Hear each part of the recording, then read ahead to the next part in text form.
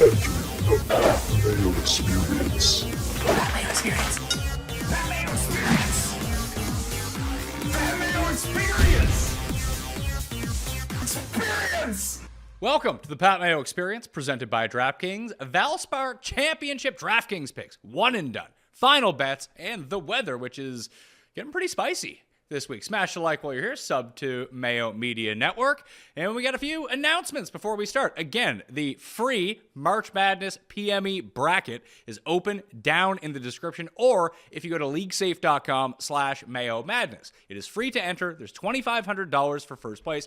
However, I don't give a shit if you fill out a bracket or not. Just go sign up for it, because every person we get to sign up, $1 gets donated to the Fantasy Cares charity, so kids can have presents at Christmas time. So why don't you take the fucking 20 seconds and go sign up, okay? Links down in the description. And you can win money, and you can help people out. Why wouldn't you want to do that, okay?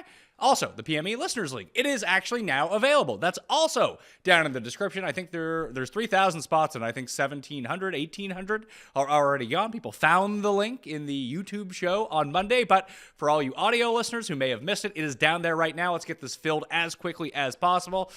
I don't want to be begging on Wednesday night because I got the link late. I mean, it's on them for getting it to me late, but please, let's just try to go fill it so we can retain all that momentum we had from the players and maybe max it out and get $100,000 guaranteed, rake free for the Masters, which is upcoming. FantasyNational.com/Mayo to generate your lineups. Check out the ownership percentages, the simulations, make everything easier on yourself. And this is the last week to vote in the Custies. Closes on Friday. Ben Rasa, you just did a show with Tim. Do you think that there's any chance he doesn't win Most Insane? No, I'm gonna say that's a lock. I'll be watching, interested, but I don't think that's a category with too much uncertainty. Me and the audience appreciates you filling in this morning. Last second stuff. Tambo got delayed coming back. I mean, dude wins $150K and then can't even get home in one day. It's going to take him like 2.5 days to get home from Denver because he was hovering. He texted me from the plane. He's like, yeah, I think I'm going to be there. And then like 2 seconds later, he's like, oh, we hovered over the airport and then we turned around for 2 hours because there was too high of winds. So he's stuck somewhere in transit, so he cannot be here this morning. But he did say to give away the $500 winner. So shout out to Holden Sports 80 on Twitter, who left the audio review, who followed Toe Tag and Tambo on Twitter. You won $500. Tambo has a lot of money these days, Ben, so he could probably give like $5,000, couldn't he? Yeah, he could. Maybe he can donate to the human fund. But no, happy to be here. Talk a little Valspar. We got weird weather. Did it snow up there? We got snow yesterday. Yeah, we got snow for about like 3 hours, and then it just rained. Yeah, it all melted here, but we got hit pretty hard for a little while. Yeah, my power flickered, and I was like, oh, fuck, here we go. Oh, God. But it was fine. It flickered twice, and that was the end of it. My kids kind of freaked out because they didn't know what the hell was going on with the lights, but it's better to have it flicker, come back on, and have heat. That's always nice to have heat, especially when it's snowing out, and then you get freezing rain. But either way, we're here to talk about Florida, nice weather, Valspar Championship. Of note, Keegan Bradley has withdrawn from this tournament. That happened on Wednesday morning. Aaron Rye is another one who is also out. So Cust, one and done pick. I mean, Keegan probably saw the internet, saw Cust, picked him to win, and was like, fuck this. I don't need another full Keegan embarrassment at the Valspar. Oh, yeah. I mean, that's what pushed it over the top. I'm glad he did that and saw this on Wednesday rather than Thursday, because I probably would have been on some Keegan, and it thins out the mid 9K range for us a little bit. It does, but it's going to make it tough. We'll talk about the weather in a second and try to how we're going to navigate that. But I do want to say, over at Stochastic, you guys are just jamming out college basketball content, aren't you? Who's the pick now? Are we still going with Furman? Going with Furman. Furman has a sneaky upset. But yeah, if you're building some brackets, if you want some analysis, Matt Kajeski, nobody better in the industry. I got my content there as well. So you go to Stochastic, go to OddsShopper, and check out all that college basketball before you got to submit to the bracket. And like you said, it's for charity. There's all sorts of things going on in the college basketball world. Yeah, and if people like Dynasty football, there are 3 spots of the Scott Fish Bowl up for grabs too, because it's Scott Fish's charity, Fantasy Cares, that's putting this on. So he was generous enough to give us 3 spots, along with, I think there's like $5K worth of prizes that you can win on top of the charity as well. So once again, down in the description, play in the fucking March Madness bracket. Okay? Thanks. Bets for the Valspar Championship. I'm sick of losing money. Not that I'm going to win money with a new strategy, mind you, but I'm betting on Jordan Spieth at 14-1. I think he's going to win, so I'm going to bet on him. I don't care what his odds are. Just got to go with it. It was the first thing I thought this week. Him and Hadwin, so I have Hadwin at 28. Justin Suh, like everyone else in the world, has him on the betting card at 40-1. And my guy, Garrick Higo, 80-1 with 5 places. Took 2 long shot bombs, Kramer Hickok and Dylon at 125 and 200-1, each with 5 places. Those are the six pack for the Valspar Championship. First round leader I did play because of the weather. Vegas at 70. Cole, Ben Martin, your guy, just for you. Yeah. Kramer Hickok all at 80 and Dylon Wu at 90. So those 5, they're all PM guys on Thursday. That's when the weather looks good. We'll dig into that in a second. I bet Thirsty Lawrence over on the Euro Tour, 75-1. He's down at like 30 now at some places, but you can still catch a big number on old Thirsty Lawrence. I took Spieth in the one and done. Jeff took Fleetwood, and Cust has now switched his pick from Keegan Bradley to Gary Woodland. So sorry to all of you who have money on Gary Woodland already. Do you have any bets in? So I donated with Fleetwood, as I do every week, because I just have to. I can't help myself. And we matched up. So I have Justin Suh like everyone else. I have Kramer Hickok on the card as well. He's one of my, did a show yesterday, and him and Nasty Nate Lashley were kind of 2 of my YOLO dart throws as you get to the big time numbers. I was really surprised Dylan Wu was so far down on the betting board, even like versus Brandon Wu and Justin Suh, because he's been playing some great golf recently too. It's just like no one's noticed, or they think that he's Brandon Wu and just got him confused. That is also possible. Yeah, that number's come down a little bit, but he's, 10th at Honda, was fine at the Players, pretty respectable for sure. Did you bet Ludwig Aberg? I didn't. Your boy? I didn't. No. Especially after Cuss lipped him too. Like that's a prime spot to like get onto someone. I just thought his odds were wildly unfair. Yeah. So there was a couple guys that didn't make my card that I looked at pretty closely. One was another one of your boys, Victor Perez, who's, I never know what to make, but we've seen that kind of, some of the Euros come over, can do really well. And I think this is wide open. But for me, I stuck with obviously Fleetwood, Sue, some of these guys that I feel like are close to finally breaking through and getting one. I felt like I wanted to use, I'm going to use Victor Perez on DraftKings. Feinberg bet Vic Perez at 70-1. And I think it makes a lot of sense. Like I've had success in the betting market and the DraftKings market, mind you, too.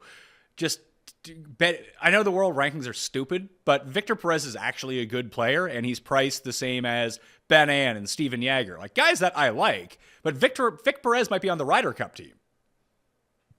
Yeah, he's a player. He's obviously can do it. Wind's not going to bother him, and it's wide open. I'm not in like I didn't consider bet. Not that I don't think JT can play well, but I didn't really consider betting him. So if he doesn't win, it is wide open with someone random who could win. And Perez won Abu Dhabi earlier this year against a pretty stacked field, and I think he came 11th in whatever the next tournament was. Then he played the Al Ra Kazam Open. That's the last time. That's the last time he played. It was like the beginning of February. But now he's here.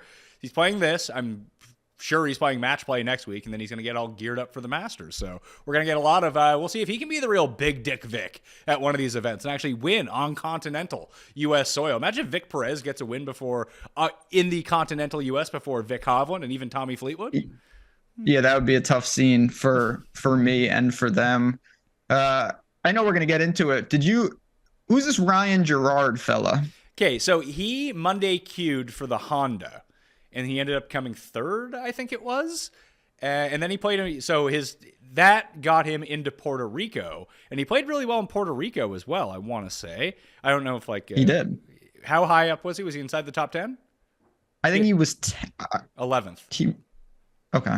So he ended up getting a spot into this field without having to Monday qualify. But he has 2 PGA Tour starts. He's come 4th and 11th at Honda in Puerto Rico. It's pretty good.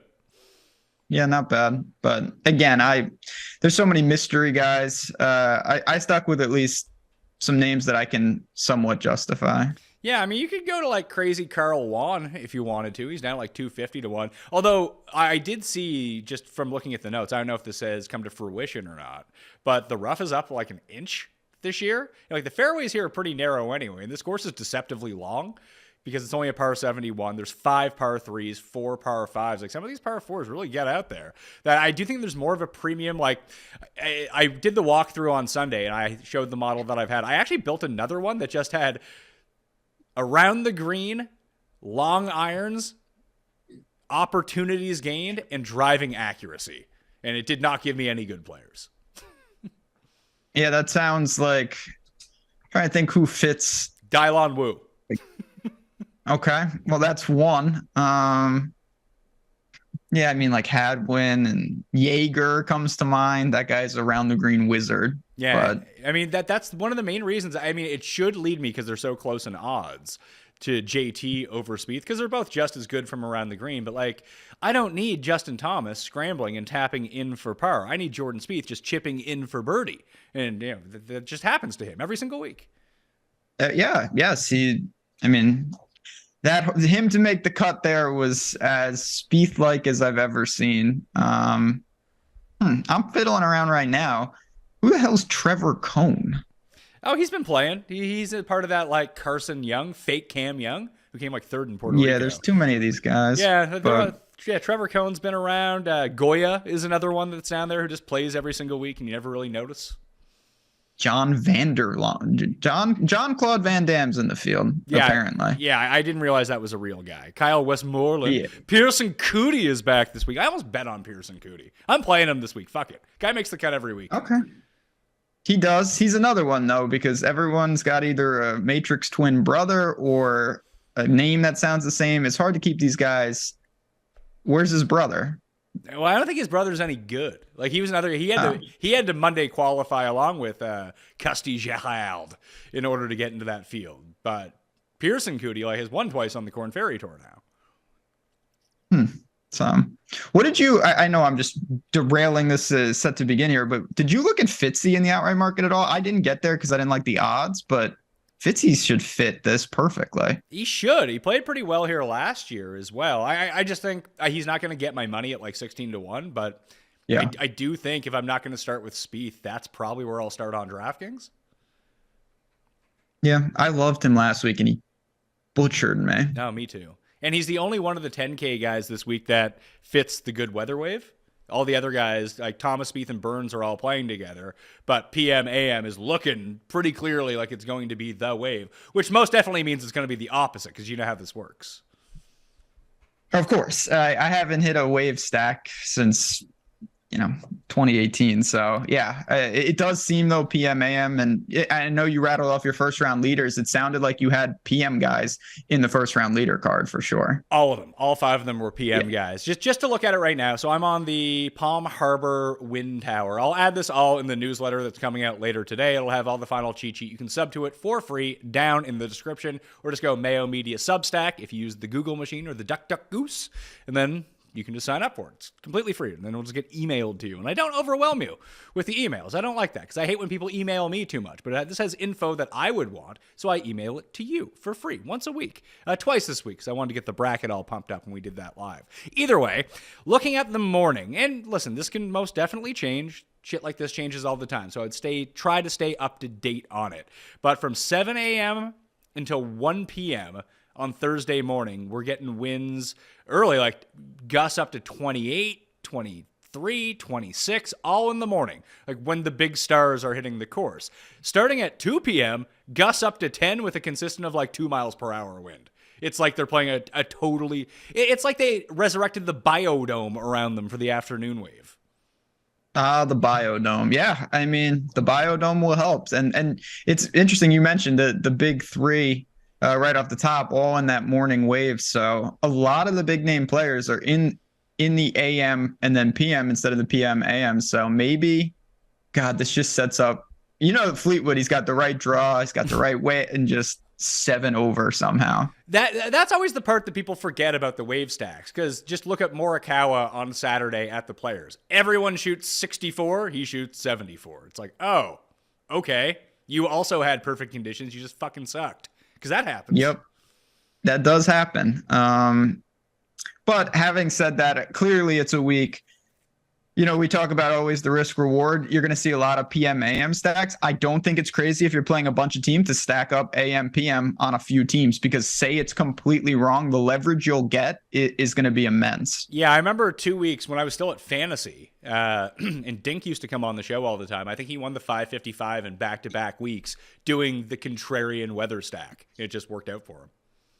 Yeah, that can happen. Obviously, a lot of times you're crushed, but if you're fully leveraging it, what's the difference? Like, it's not like those guys can't get through. They just have a much tougher path. And the one benefit to the contrarian stack this week, if no one is going AM PM, the options that you have from AM PM are fantastic. That'd be actually my one hesitation, because as we know, when we look at it, because Sky always puts out the numbers of who actually stacked and who didn't. And that's going to be even more of a conversation next week at Match Play, when we all make a big deal about, oh, do you have the optimal 6 of 6 in each quadrant? Then you go look at it. It's like, oh, 1% of people did this. It's like, oh, yeah, this is literally like us and our 500 closest friends talking about this one thing, and no one else gives a shit. The weather stack is kind of the same way. It's a bit more prevalent, but Thomas and Spieth and Burns are going to have ownership on them anyway. So it's not like you're getting super contrarian by using those guys as a part of a wave stack. No, that is true. Obviously, the big names will garner. They supersede any stacks, and you're right. People, don't get me started on the match play. I spend years charting it out, and I do it perfectly. And I don't think I've ever had more than 1 of 4 in the final 4. I can't get match play right. It's impossible. I usually do really well at match play, and I feel like I'm gonna win all the money. Like, I think last year I had 4 guys in the final 8, and I think they all lost. It's like, great. I had Tanny, like Lucas Biergaard was the last time I did something useful at match play. Yeah, you beat Tiger. Yeah, he did. And then where's he now? He got Shang Tsung from that because he's nowhere. But so. Yeah. Are you do you play 150 still, or are you just playing higher stakes and that kind of thing? No, I usually build, because I normally once in a while I'll spit out 150, but usually I build like 20 to 25 by hand and put them in some of the 3 max. There's a new like 10, 15 max, some of those. I like that one. Yeah, it's a $10. Yeah, those are good tournaments. A shout out to, I think it's Degenerate85 on Twitter. He had me on a show a little while back. He created that contest, worked with DraftKings for Showdown, and they just implemented it as a full tournament one. It's a really, the payout is awesome in it. And it's 18 or 19 max $10. Yeah, it's a good tournament. Yeah, it's cool. So if you play 20 lineups, and we're talking about wave stacks, how do you allocate that, do you think? Like between PM, AM, AM, PM, and just full whatever? Like, do you go all in, like 15 one way, 5 the other way, 5, 10 mixed? Like, what's your general strategy? Yeah, I'm more in that where it's like, okay, give me 10 PM, AM, give me 3 AM PM, which is probably going to be donation just given the forecast, and then give me 7 blended, just so I have a different spread. And obviously, before I look to the wave stacks, I still factor in. Sometimes I feel like we do it backwards, where it's like, oh, I love this guy, I love him, oh, he's in the wrong wave, can't play him. Like, no, if I like these guys, I will still get them in. It's just maybe allocating different percentages in terms of how much exposure you want. Yeah, I know Tambo is usually one for, listen, you don't need to, you can completely wave stack, but even going like 5-1 with certain guys, because you like one of the guys in the other wave, you have conviction around them, and inherently that'll just make you super unique anyway. Yeah, and when you chop off half of the field, you don't have as many pivots. So like there are times if you're building, a PM AM, and you're just like, my last spot, I have no real options except, oh, there's a great option in the other wave. Like, play that guy. Don't say, oh, I can't play him because I'm trying to make it, a full 6-man wave stack. I'm very against that strategy. Do you have any sort of strategy of the types of players that you want to go to this week? Or is it just going to be like, if we get into a situation where you're playing mix and you have a coin flip situation between like 2 low 7, high 6K guys, I feel like you'd lean towards PM. Oh, I absolutely would. When you get lower, I think the wave stack's more important because ownership is not as important. And those guys, we're talking about cut equity being impacted severely. So for me, yeah, definitely lean PM. And I would like my guys, particularly this week, to be able to get up and down. Around the green is not something I weigh a ton, but when it looks nasty and at a course like this, I think bogey avoidance and things like that are at least something to be considered. Bogey avoidance is too, and I'll when I go to fantasynational.com, which you can do too, fantasynational.com/Mayo. Get the monthly right now because it'll bring you through the heritage, I believe. Yeah, it'll bring you through from now through the heritage. So you get match play. Our system is set up great to make your lineup super unique in terms of generating your lineups for match play, and you'll get the Masters in there as well, along with the other tournaments like the heritage, which is the real Masters in my mind. But if you try to do like long rough or scoring I think the scoring is going to be difficult this week. I think you're probably going to see minus 10 win. I think they were sick of Sam Burns winning at minus 17 and decided to go the other way. So if we take difficult courses, here are the guys that you're looking at in terms of around the green. Tommy Fleetwood, number 1. Matt Wallace, who can't fucking drive the ball to save his life. He's number 2. Spieth, Kisner, Armour, Ben Ann, Bob Shelton, your guy, Troy Merritt, Denny, and Wyndham Clark. Those are the types of players we're looking at. I really wish Aaron Rye didn't withdraw because he would be great here. Well, Ben, the show is officially cursed. Tambo couldn't make it because of the weather, and your power just went out. But now it's back. It's back. They sold me, the power goes out. They tell me immediately, it's going to be like 12 hours. I don't know. It's sunny here, even though the snow is falling. Minute I gave up all hope, all of a sudden you hear that noise and I'm back in business because this is good because I had some real bad hot takes that I wanted to get out into the public. So we're back in business. I have some pretty egregious takes of my own to get to, but we need to do one and done before we do anything. So 2 weeks ago, Tambo and I had Rahm at Bay Hill, and we were winning the race for the Mayo Cup. We were in first place, winning $50,000 after the first round. He was the first round leader, played great, and then fell off. It's like, shit, this sucks. That happens. We had Morikawa last week, and we were all the way back up to 9th, I think, after the first round, even with him in second. And obviously we know what happened to him. T13 is like not bad, but now we're down to 476th in the race for the Mayo Cup. So not great after everyone had Scheffler last week. So whoever we pick, I almost guarantee you, is going to do very well in the first round. I can't guarantee anything outside of that. Where do you think we should be going with this? I think Fitz is actually a pretty attractive option here. Good wave. No one's using them. I'm totally on board with that. I used Fitz already this year, but if I had him available, that would be my one and done pick. I went very, All right, Ben's power is no longer out, but now his internet is out. So all we have, instead of trying to rig up a fancy phoner board, we want to get this show out. So he is just frozen on the screen. But Ben is still on the line via this fancy invention called a cellular telephone. Hello. Hello. Can't get rid of me. If I lose my phone, I'm gonna fly up there to finish this show. I don't care. I'm getting my hot takes out one way or another. So who'd you end up going with in one and done since you don't have Fitz? I went with Fleetwood, obviously pretty conservative. I did consider, one of my teams is way down there. I considered rolling Justin Sue. I think people are going to roll Justin Sue, though. I think you need to go even crazier in a tournament like this if you really like. I was thinking about rolling out Higo. Oh, wow. See, that's... honestly, though, you guys proven, you're going to get a lot of $0 banked there, but if you don't, and he has one of his sun runs, that could be a way to move up. I do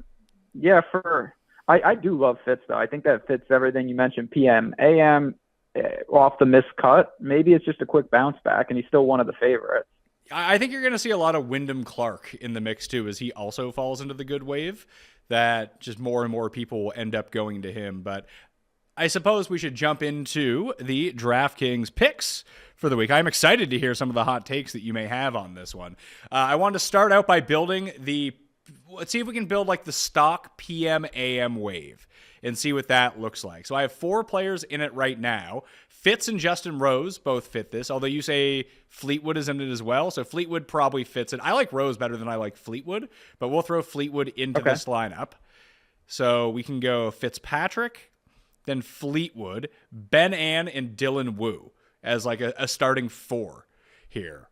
From there, I think we have, throw in Fleetwood. We have $7,700 left.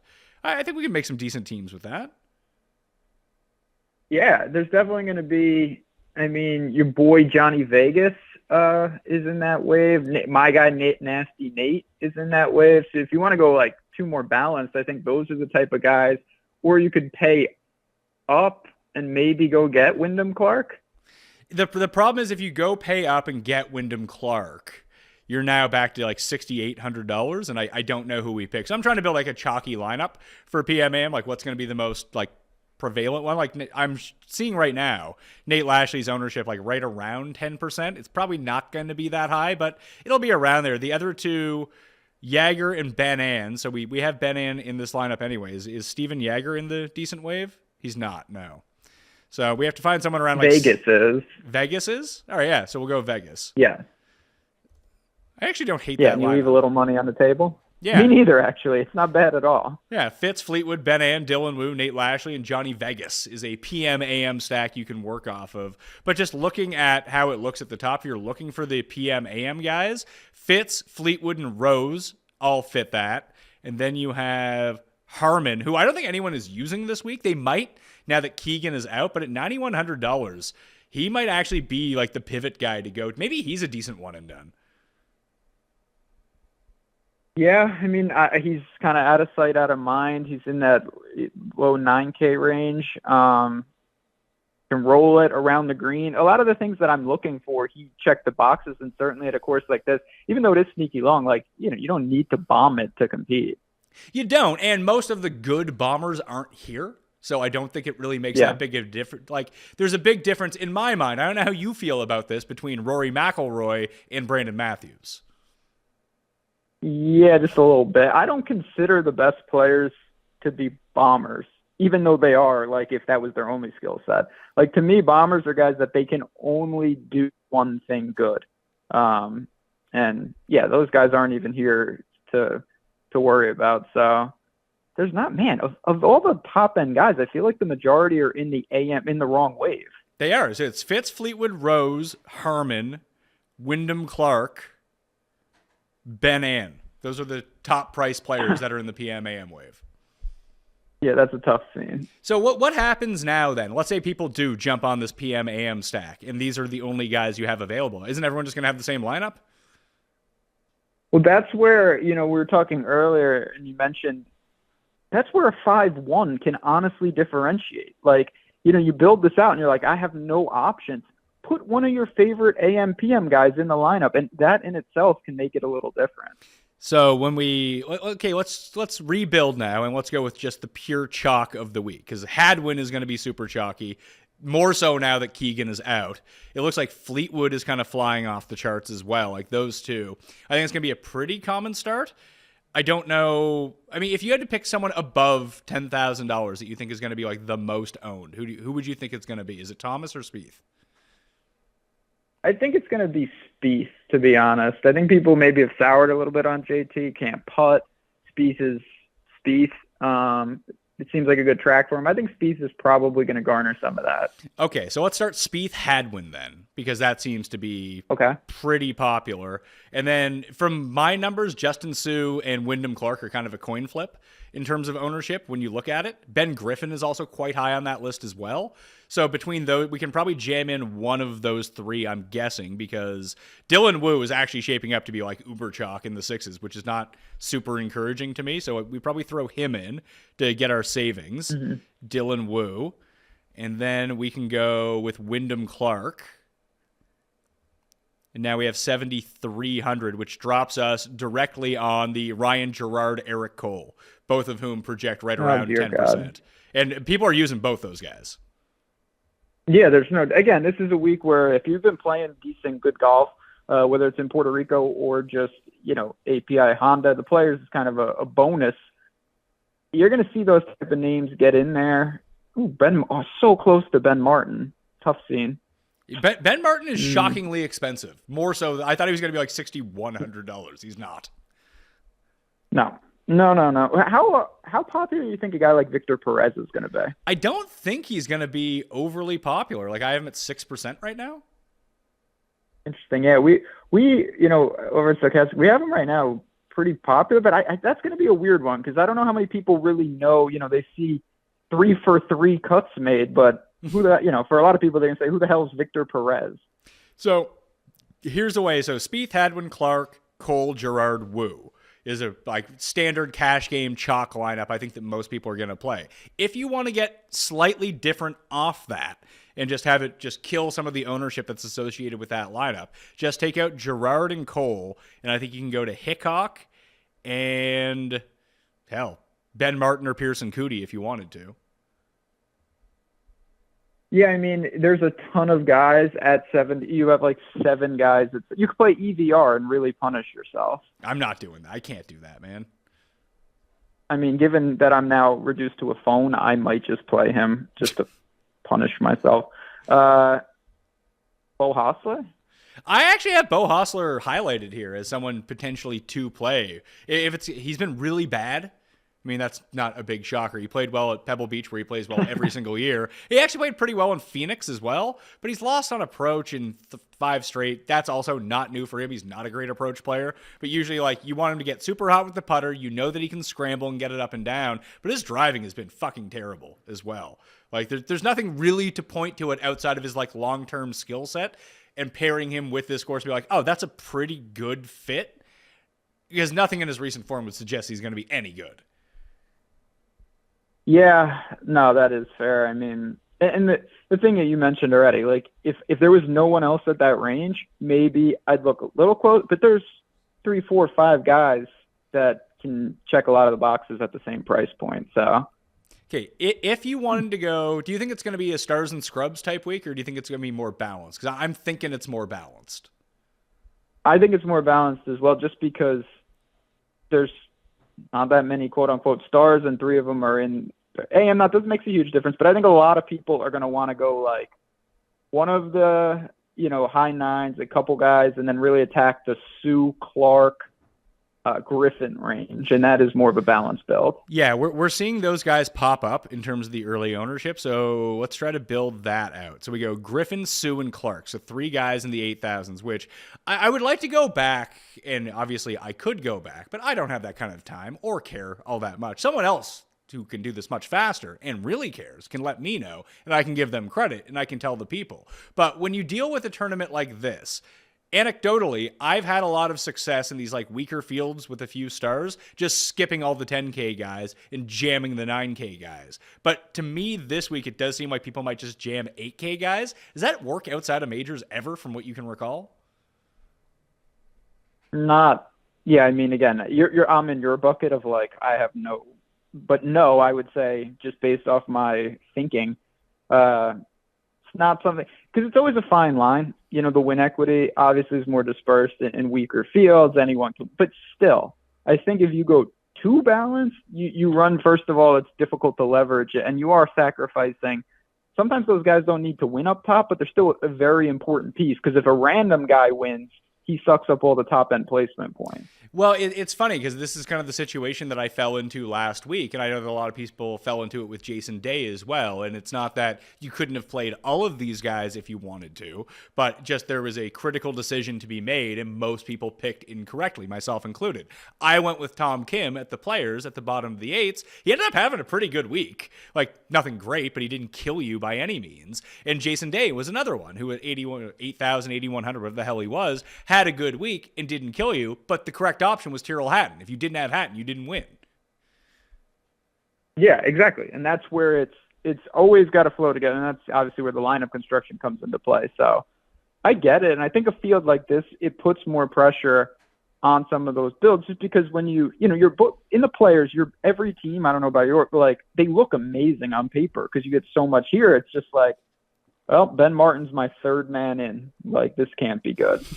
So here's the lineup I was able to construct, like the pure balance type build. It does dip into the 6s, but people seem to be pretty comfortable going with Dylan Wu at 68, so that does give you some flexibility. In a lineup like this, it's Hadwin, Sue, Wyndham Clark, Griffin, with Wu and Ben An. So yeah, I mean, so you're starting in the low 9s there? Yeah, but people like Hadwin to win. He's like the 4th favorite now in the betting market. Yeah. Yeah, and again, that's the type of build. I do think it's going to be pretty common. Obviously, you got some of the PM guys in there. God, Benny on, my man. He's going to be an important piece this week. And you know how that usually goes when you need to rely on Ben. Yeah. to do well. I love him this week too, but like I've been down this road a lot of times. Yeah. Oh, you can, because Dylan Wu, you mentioned him. We mentioned him quite a bit in these builds. Troy Merritt is the same price. I'm just saying. Is Merritt the same price? We'll pivot it. Yeah. Merritt. Interesting. He has had a decent finish or two at this tournament. He's just, that's a good. He is the ultimate tournament play in a field like this because the field sucks, and that doesn't really matter to Troy Merritt. He's going to come third or 140th. Yes, that is confirmed. But there is some equity there for top end finishes, and I don't. You mentioned Matt Wallace, Echiriva off his win. I'm not sure I'm interested in that. So I think Troy Merritt's an interesting pivot if you're looking, large field tournaments. So to look into the sixes, if you did want to go like Spieth Thomas or something like that, because I do think there is some merit to playing double stud, and we haven't even talked about back-to-back champion Sam Burns yet, who is kind of shaping up to be a really good pivot play because no one believes that he can play well again. Yeah, and it's just like, oh, well, he only does it because he gains 9 strokes on Bermuda, and then we get to Bermuda, and then he gains 9 strokes, and I'm like, wow, he can't do it again. So here are the six. I have 5 6K guys that I've identified. So we might need to add to this list, subtract to this list. Obviously, we mentioned Dylan Wu is the one that is where people are gravitating towards. The numbers point to it. His recent form points to it. His actual skill set for this course points to it. It's a great price. It makes a lot of stuff work. It makes a lot of fucking sense. It doesn't make as much sense if he's going to be like 13% owned and everyone else in the sixes doesn't crack 3%. That becomes a problem. Yeah, that's where, again, when you get down there, Buck is never going to be as highly owned, but anyone that jumps off the page, kind of someone that I'll look to in large field tournaments to maybe get off of in certain lineups. So you've said Merritt at 68. I'll throw him into the pool. Carson Young is $6,800. He was third in Puerto Rico. He was, he's fake Cam Young. He's down there. He's $6,800. So you can go to him. And then the other two, your guy, Matthias Schwab at $6,600. Yes. And Zach Blair at $6,200. Oh my. All right. Schwab was on my list. That was what I wanted to mention before I lose all electronics. Zach Blair he's not the longest hitter out there, but around the green. Yeah, fairways and chipping is what you're getting with Zach Blair. And he's been bad, mind you. But if you desperately need someone. There's so many bad. I'm just looking at his range. Kyle Stanley is down there. Jimmy Walker is down there. I feel like Jimmy Walker's had some decent run, not recently, but he hasn't been atrocious. I was fiddling around with some filters and whatnot on Fantasy National, and Jimmy Walker was popping up and I wasn't, filtering by obviously lines, just around the green. Jimmy Walker just populating a lot of the top end stuff. Let's see, he was 49th at Honda despite losing 4.5 strokes off the tee. The dude can't drive the ball at all anymore. He was 13th at the Farmers, but it's 6 missed cuts in a row, make a cut, maybe a decent finish, maybe a top 40, and then it's back to the miscut train. I can't get on board with that. S.H. Kim was someone that I play a lot, and now I'm really starting to get a feel for his game. This feels like a good spot for him because I don't know, he just makes pars. That's all he does. He's not going to get you a birdie streak ever. And if people are shooting 8 under, he might get you the bogey-free round. He thinks he's playing the U.S. Open every single week, but now this becomes a good course for him. Yeah, certainly when you have less streaks and less, placement points and whatnot become much more pertinent, and that helps with, the Steve Stricker philosophy, which is just 18 pars and you get your bonus bogey-free round. Where's he priced? He is $7,100. So you have Hickok and S.H. Kim down there. I wanted to give a look to Ben Taylor's coming off. He skipped the Players to get married last week. I guess he didn't feel like he was going to qualify for the Players Championship, but he's back now. He's been really good so far this season. A lot of it's been putting related though. And List and Mullenix are right there. They're kind of the swerve type players of everyone that we're targeting. And I know the general consensus is Mullenix has been pretty good. Mullenix has definitely been pretty good. Obviously, some of his power comes from, he comes in 63rd, but he has the third most DraftKings points because he just scores like a banshee. But those are guys, like, I always relate them to Johnny Vegas, where it's like, oh, off the tee. But some of these technical tracks actually help the way they play, I think. So I'm okay with that. And we've seen it before. Like, you want to talk about a bomber? Like, Trey Mullinax is a bomber. Luke List is a bomber. Luke List was a much better player when he could chip, which seems to go through, like, he's bad for 9 months around the greens, then he's lights out for 3 months. Like, his touch comes and goes, and he was able to put it all together to win it. Torrey Mullinax had a win last year as well. And now we're seeing guys like, look, it's not that I think that List and Mullinax are the best players in the world, but Ben Martin is higher than them in the pricing chain right now. Yeah, which is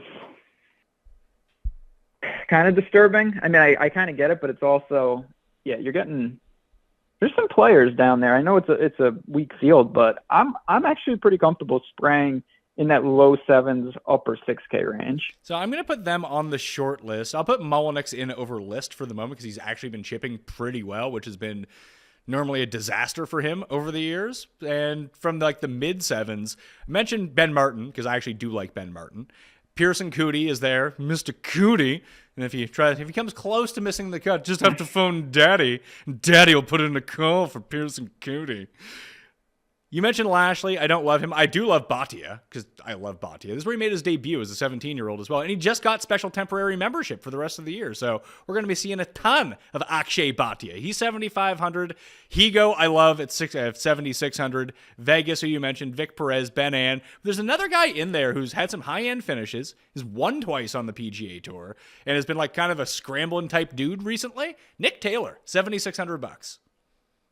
Yeah, he's kind of lost in there. You just mentioned a bunch of guys around him. Doesn't have a glaring weakness. Like, there's some guys in this range, like, they do one thing good, and then they've got crazy problems. Nick Taylor's pretty solid. The one other guy I wanted to ask you, though, what about Robbie Shelton? I mean, I try this all the time, and it just never works. So I'm just kind of discouraged about it at this point. Yeah, he's in the right, he's in the PM, AM. So is Nick Taylor. And not to get on a tangent, but Ludwig, this kid, they put him in a separate wave. He tees off like in the double afternoon. He must have the last tee time. Like, is that true? Hours after I don't know. I mean, I'm like looking at the tee times, like, 12:30, 1 o'clock. He tees off at 2:30. They got him it'll be nighttime by the time he tees off. Yeah, Ludwig Aberg at 2:25 p.m. There's another guy in this field who I've legitimately never heard of before. Nick Gaberlich tees off at 2:30. Of course. He's in the last group. Who is this guy? Monday Cute or something? Never heard of this guy. North Florida Ospreys. Oh, so he's like the new Eric Cole, just great in Florida? I don't know. These people... I saw this guy's name the other day, and I Googled him, and I'm pretty sure he went to North Florida. I would tell you for sure, but I don't have internet because society. But yeah, that's Smotherman's down there. He remember when he was leading the players for 4 holes? People were like, I should have played Smotherman. Yeah. I don't think he made the cut. No. There were a couple guys like that where it's just like, where did they go? Oh my God, they made I mean, even not to get on an Aaron Wise tangent, but I stupidly was just like, okay, we live to fight another day. And then I wake up on Friday and I'm like, he made a 10. Okay. I missed that on 18, but such is life. You mentioned, can you like harness the Higo sun run? Dude, sun runs once a tournament at this point. There is a point at every tournament where I have to go look at the live odds of what Higo is to win because he's made 7 consecutive birdies or something. He is a showdown monster. I don't know which day, but there is a day where if Higo will be on the winning showdown lineup. It's insane. The other guy I was looking at too that I just see no buzz about him is Will Gordon. Pretty good week last week. Like, he faltered in round 4, but he's made every cut in Florida so far. He had a bad run at like the Amex and Farmers, but he was hot coming off the KFT. Remember when we all loved Will Gordon for like 3 weeks, 2 years ago?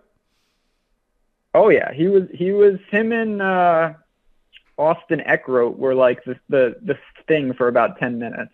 Those were good times. Yeah, like he's lost strokes off the tee in 3 straight, which is really weird because for his career, off the tee is kind of where he does well, but the irons have come back to life. He really can't chip. He can kind of putt sometimes, but I don't know, he just seems like, I don't know, it's really hard to differentiate between a lot of these guys in the sevens. They all, like you mentioned, kind of seem like the same guy. Speaking of, not to add more names, what about Wingmurth? I don't know if I can do. No, really, I don't think I can do it. But man, what about Webb? Oh God, I bet him last week. He was trash. Yeah, it's his eye. I mean, I don't know what's going on. His irons are all over the place. Yeah, and I mean, you mentioned Lingmerth at 73. I will throw out Eric Cole again, dude. Do we just keep riding this wave until it stops? I mean, the break-even point is pretty damn, like you're talking about, yeah, obviously you nearly win the Honda, of course, that's going to be fantastic, but like, you can give me the 15th at Pebble, the 27th at Players, any of that stuff is going to work just fine. The irons are almost automatic. Off the tee is probably the weak link. I'm fine with Eric Cole. Yeah, and ever since we get to Florida, dude can putt the lights out. You know, he is a Florida man. I will say it's funny to look at like his around the green game throughout the course of the entire year. It's really, really good. But essentially, since he needed to get that up and down at Honda to win Honda, he has been a losing player around the greens. Now, he went from Honda and played in an elevated event at Bay Hill and then played the Players. So his stats aren't going to look as good when he's playing the best players in the world. This week, however, I looked at the field. He is not playing against the best players in the world anymore. No, that's confirmed. So, again, this is where I think the lineups, this is where you have to separate. There's a lot of guys in a small little region, price point from like 75 down to flat 7. I'm going to mix and match pretty heavily. I think that's where you could see a dark horse winner. Do you think if you had to fade one of Griffin, Sue, and Wyndham Clark, which one would you not play? Wyndham Clark. Okay, I was going to say Ben Griffin. It's not that I feel like his run is over. I just think that he's overpriced, and he's kind of like the anti-Cole. Now, I know Ben Griffin screwed me pretty badly last week. If he just got a top 8, I win a ton of money. Or if he just wins, I win 10 grand. That would be fantastic. Didn't expect him to win the Players, but here we are. It's just he kind of melted on the weekend. Like, it all kind of bubbled up. It was a lot of pressure.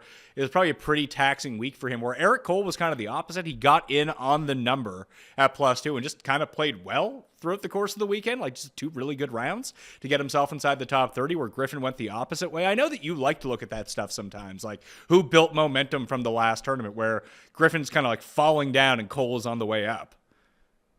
Yeah, I think there's something really to that. Again, like if you can bank some momentum on Sunday, nothing crazy, like you don't need to break the course record, but just if you put in a good effort and you climb up the board rather than melting, I think there is something to that. I mean, we're kind of saying the same thing. To me, if I could only play one of the 3, and I know a lot of people might answer this, Justin Sue, I just think is really primed to keep it going. I agree.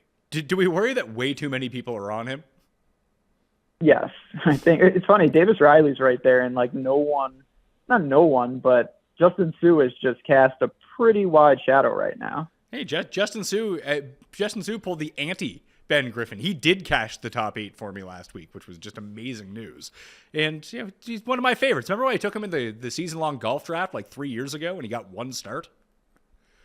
Yeah, well, it's like all my guys. You're 3 years too early on them. Now you're getting paid off, but not really. So I have the pool narrowed to 22 players at the moment. I think I'm going to take Zach Blair out of the pool. It's tough cut for me. Poor Zach Blair. You have any JT Poston thoughts? I mean, I tried that last week because he had always been so good at the Players, but like he was good for the first few starts this season, and he just kind of lost it. Yeah, he is kind of he does strike me as that kind of like Ches-esque. It's like when he gets rolling, keep it going, and when he doesn't, watch out because it can get ugly. So that leaves me with 4 guys in the 6Ks: Merritt, Wu, Carson Young, and Schwab. I'm probably pretty good with that. Yeah. I just don't want to play 100% Dylan Wu. Maybe I should, but this way I can kind of spread out those shares onto these guys. No, and I think that there's plenty of other, again, they all carry somewhat significant risk because it's the lower 7th, but there are guys in that same range. Even a guy like, I don't know. Adam Long is playing god-awful. Streelman's down there. Kevin Like, I'm going to look more into some of these guys. They're not going to make the pool most likely, but they're at least names. Oh, for sure. I tried to look into Streelman because the numbers actually told me he was pretty good. And then I just did a deeper dive into Streelman, and he's been awful, truly awful. But somehow he's still top 30 tee to green in this field over the past 24 rounds. I was like, okay, how does that work? Well, he's missed 3 of his past 4 cuts and doesn't have a finish better than 50th in 2023 in 7 starts. Yeah, that's pretty. I've lost it. I'm looking at someone named Augusto Nunez. How's that going for you? It's not great. He was 15th in Puerto Rico, but yeah, this is not the path that you want to take. No. For your life. So I do think, just kind of looking at the guys that I have favorited right now, I'm willing to go down to Matthias Schwab in some lines, so I want to jam in some of the top guys. But it might just lead me to a 110K guy, or start my lineups with Fitz or Rose and try to jam in Hadwin and then just drop into the 7s. Because I have a ton of 7K guys. And Perez, Vegas, Taylor, that's Nick Taylor, Higo, Bhatia, Martin, Cudi, Eric Cole, Trey Mullenix, Kramer Hickok, S.H. Kim. Just mix and match with those guys if I have a very solid core at the top that I feel good about. And that's, again, I think you're going to be able to leverage. First of all, you can play off the waves a little bit, and then there's just a bunch of names that aren't going to get a ton of talk in that lower 7K range. Man, Nick Hardy, what the hell happened to him? Speaking of the Robbie Shelton thing, I'm just done with it. I'm just done with Nick Hardy. I made that decision 2 weeks ago, and it's paying dividends not using Nick Hardy. Yeah, I mean, there's always, you have to factor in, the mental health boost you get from not playing some of these guys as well. So he sucks now. Yeah, I'm just I was like, all right, this guy. First of all, the other problem is I'm pretty sure that all of Dylan Meyer's good starts I attribute to Nick Hardy. So I think he's better than he is. Because Dylan Meyer, I guess, is just not around. So that's step one of why I'm confused with this guy. I mean, I don't know if Dylan Meyer, Hot Fire Dylan Meyer, has a start on the PGA Tour in 4 years. Yeah, no, he's in the Curtis Luck, Ryan Ruffles bucket of people that I thought were good, and then it turned out they were not. I mean, I had that with Davis Thompson, but it turns out he might actually be good. He might be a Pete Dye specialist now that I look back on it. Is he in this field? No. Too good for this field. Okay.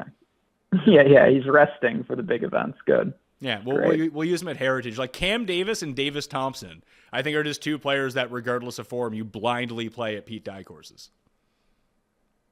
Yeah, I love guys like that because it's all right, you're going to be useful for 4 or 6 weeks a year, and I don't have to think about you in any other week. It's easy game. All right, so at the top, I got Spieth, Fitz, Rose, Hadwin, and I do think that Harmon is a good pivot at $9,100, just because literally no one's using him. He's in the good wave. If you want to get off Hadwin, I think that makes a lot of sense, and I'll probably just jam Justin Sue anyway. And then you have this middle range. We didn't talk about it at all, but K.H. Lee, you said Poston, Taylor Moore, Griffin, Woodland, McNeely, and Wyndham Clark. I mean, Wyndham Clark's the only one in the PM wave of all of those guys, and he's already going to be popular, so that makes it really tricky with him. McNeely would be the other one I would look to, strangely enough, and no one's using McNeely. No, people are done with he's on the Taylor Montgomery plan right now. It's just insane. I just don't know what to make of his ball striking, and Bermuda. He can still do it, clearly, but it's not his preferred surface. Yeah, I'll probably end up fading him, and maybe I'll add Clark to the pool, but right now it's those 6 guys, fade Tommy, fade Thomas, fade Burns, try to pick off some of the pivots and really try to triple down on Spieth and Hadwin, who I really do like. Do you like Denny at all? Yeah, I'm okay with Denny. I believe he's in the quote-unquote wrong wave. Yeah, he is, but I like Denny. I think that he... what is he doing wrong? He's starting to flash where he can be solid enough tee to green in moments. And when he does that, the guy's an automatic top 10. I like it. He was good at Pebble, good at the Players. He's doing some things. Benny's in the pool for me. All right, maybe I'll dilute my my shares of Hadwin with some Denny. I do worry now that like Denny was being overlooked coming into the week, but now that Keegan is out and he is the next player on the pricing board, that it would make a lot of sense if out of nowhere he was 20% owned. Yeah, no, Denny will get some of that bump.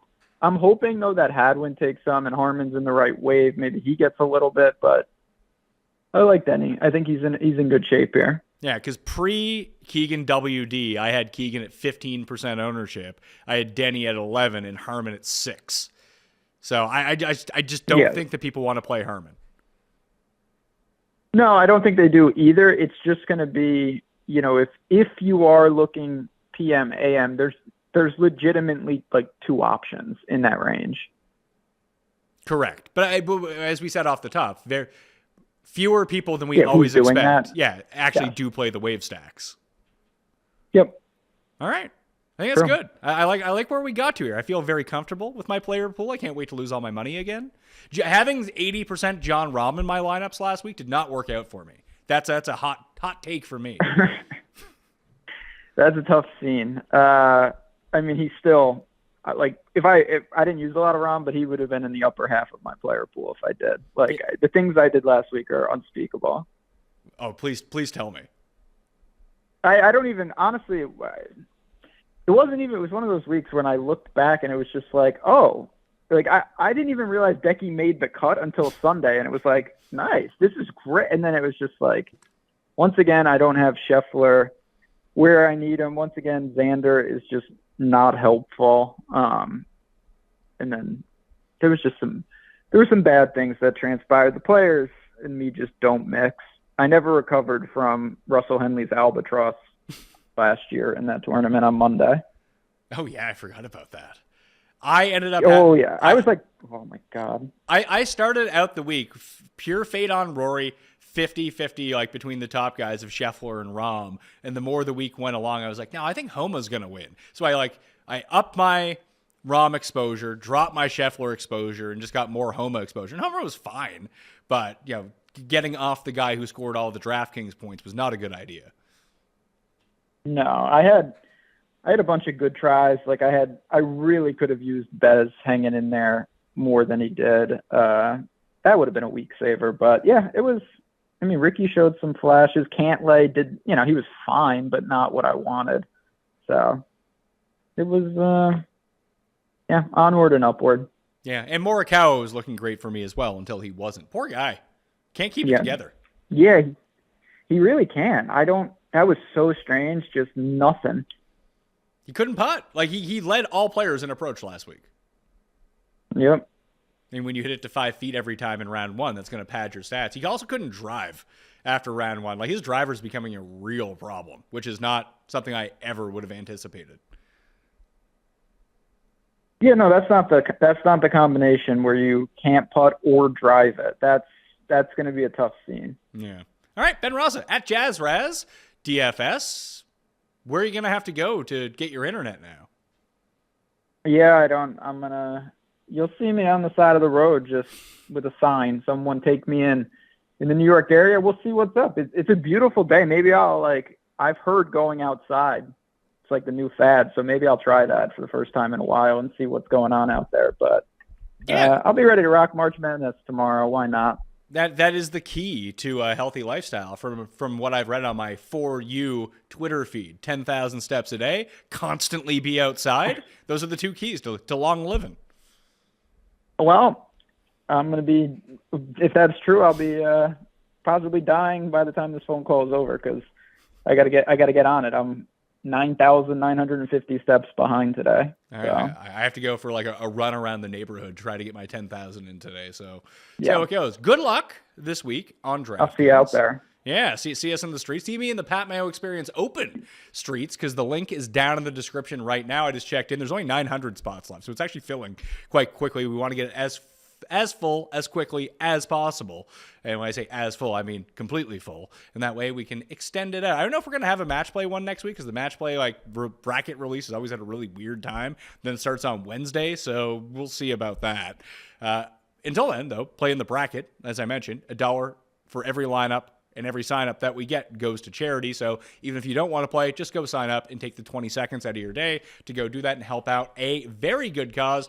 Congrats to the giveaway winner from Tambo. Follow at ToeTaginTambo on Twitter, again, because he's so generous with a lot of this money. Bad at flights, good at winning $150K every weekend, because he just did that. Now he's going to another live final in Nashville this weekend, try to potentially win $1 million, which he didn't win at the DraftKings World Championship last weekend. So go root on Tambo. We're all pulling for him. Hopefully he's still alive and not in a plane crash or something like that. But here we are.